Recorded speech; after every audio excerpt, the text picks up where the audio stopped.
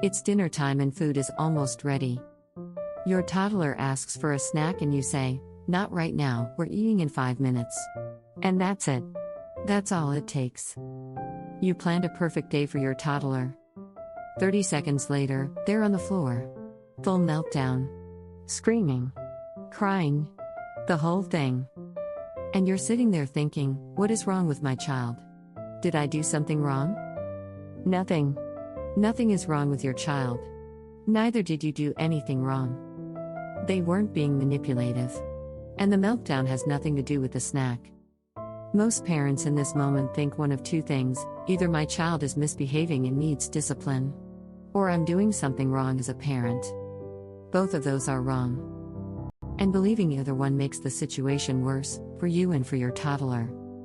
Here's what's actually happening inside your toddler's brain, and once you understand it, everything changes. Your toddler's brain is divided into two systems working at completely different speeds. The first is the prefrontal cortex, the logical, rational part. This is the part that says, okay, dinner is in 5 minutes, I can wait. The second system is the amygdala, the emotional alarm system. This is the part that processes feelings like frustration, hunger, and overwhelm.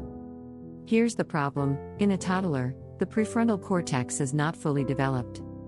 It won't be fully developed until they're around 25 years old and is barely online.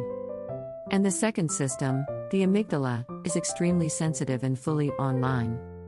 Think of it like this: the amygdala is a fire alarm, and the prefrontal cortex is the fire chief who decides whether there's a real emergency. In a toddler, the fire chief hasn't shown up for work yet. So when the alarm goes off, even for something small, like being told no, there's no one there to say, this isn't actually a crisis. The alarm just goes off. Loudly. On the floor of your kitchen. That's a meltdown. It's not manipulation. It's not defiance. It's a brain that literally cannot regulate itself yet because the tools to do so aren't built yet. If this is finally making your toddler's behavior make sense, subscribe. Every week we break down the science of raising children in a way that actually changes how you show up as a parent. Now, let's talk about what actually works. Now here's what makes this even more important to understand. There are 3 specific triggers that push a toddler's amygdala into overdrive. And most parents don't see them coming.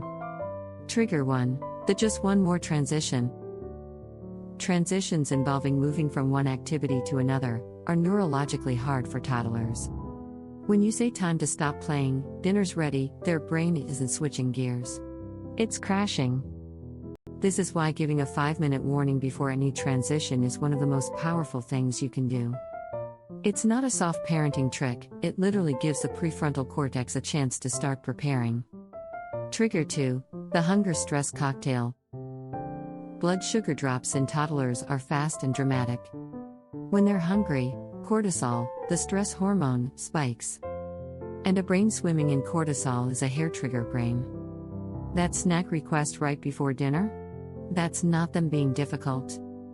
That's their nervous system signaling a genuine biological need. The meltdown was already loading before you answered. Trigger 3, the sensory overload nobody talks about. Late afternoons are the hardest time of day for toddlers, and there's a reason. By 5 p.m., your child has spent the entire day processing sounds, sights, textures, social cues, and new information. Their nervous system is essentially full. Researchers call this sensory overload. Parents call it the witching hour. And it's real. It's not a behavioral problem. It's a neurological one. So what do you do when it happens? Here's what science shows actually works, and it's probably the opposite of your instinct. I try to follow a 4 responses routine, each response coming straight from developmental psychology research. They don't fix the meltdown instantly, but they shorten it, and over time they literally build emotional regulation into your toddler's brain. Response 1, stop talking. Get low. Stay present. Your job is not to solve, it's to regulate. Your nervous system and your toddlers are linked, so you regulate first. Get down to their level. Stay calm. Don't speak beyond a soft "I'm here." Your nervous system is the anchor. Research from Harvard shows that a calm, present adult is the single most powerful co-regulator for a dysregulated toddler. You don't need the right words. You need the right presence. Response 2: name the emotion, don't fix it. When the storm starts to pass, try this: you're really frustrated right now. That felt really unfair. That's it. No solutions yet. No explanation. Dr. Siegel calls this connect before correct. When you name their emotion, you activate the left side of their brain, the logical, language side, which helps reintegrate with the emotional right side. And I know that sounds too simple to work. But here's what researchers at UCLA actually found: just labeling an emotion, putting a word to it, measurably reduces amygdala activity. It's called affect labeling. And it works on adults too, by the way. You're literally helping their brain come back online by saying the feeling out loud. That's not soft parenting. That's neuroscience. Response 3: wait before solving. This is the hard one. Your instinct is to fix it, explain it, or stop it. But a brain in full meltdown cannot receive information. The prefrontal cortex is offline, remember?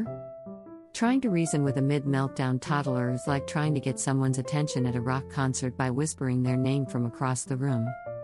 Wait for the peak to pass, it usually takes 2 to 3 minutes, and then reconnect. And finally, response 4: debrief when they're calm, never during. Once the meltdown is over and your toddler is regulated, then you talk. That was really hard. What happened? Keep it simple. Keep it curious, not corrective. Every time you do this, you're building something called emotional literacy, the ability to name and understand their own feelings. You are teaching their nervous system how to regulate. That skill, built in toddlerhood, is one of the strongest predictors of mental health outcomes in adolescence. You're not just surviving the meltdown, you're building their emotional brain. You become the external prefrontal cortex they don't have yet. Over months and years, that wires their brain for emotional resilience. Not because you were perfect, because you were present. Remember, connect before correct. Every single time. Here's what I want you to take away from this. The next time your toddler melts down, and they will, you're not facing a bad kid. You're facing a child whose brain is doing exactly what a developing brain is supposed to do. It's overwhelming. It's exhausting. But it's not a character flaw. It's a developmental stage. And every time you stay calm, get low, name the emotion, and connect before you correct, you're not just getting through the moment. You're wiring their brain for emotional resilience that will still be working for them decades from now. That's the power of what you do in those hard moments. Don't underestimate it. Subscribe for more research-backed parenting techniques that actually work. And drop a comment below and tell me which of these 3 responses are you going to try next time?